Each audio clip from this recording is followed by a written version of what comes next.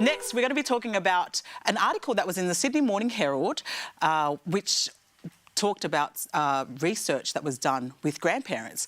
It says 1,000 grandparents were surveyed and 81% of those grandparents said that they were concerned about their grandchildren, saying that the parenting techniques of today, being the praise and reward system, is failing them. In fact, they think that their grandchildren will be less resilient and less capable. Ladies, what do you think about this? This absolutely annoyed me when I read this, and this article was in the Sydney Morning Herald. Yeah. And I actually missed it. I don't know why I didn't get to see it when it was published, but I read it and I thought, this is a joke. They have made an article based on a survey sample of only 1,000 grandparents. How can you get a true, I guess, reflection as to what the general or average opinion is out there of grandparents and how they're bringing up their kids? Do you think that grandparents know best? I think that they have got some amazing insight and some amazing wisdom that can contribute to us raising our kids in a wonderful way. But they don't always have the answers.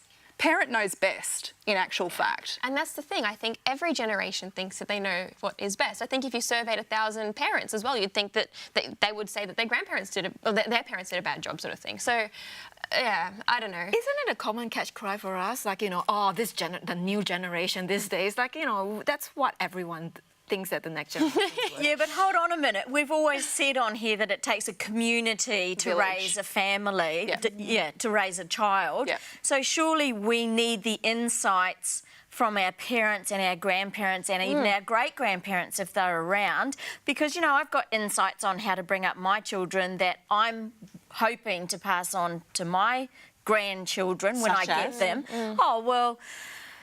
Some cooking techniques? Cooking, yeah. But even things like, you know, putting your child in the corner rather than to discipline them. They've got to learn manners and morals. I mean, they're now sending kids out to learn etiquette. And I'm thinking, come on, are we that far removed? Yes, we are, because of technology. I think that kids these days, generally speaking...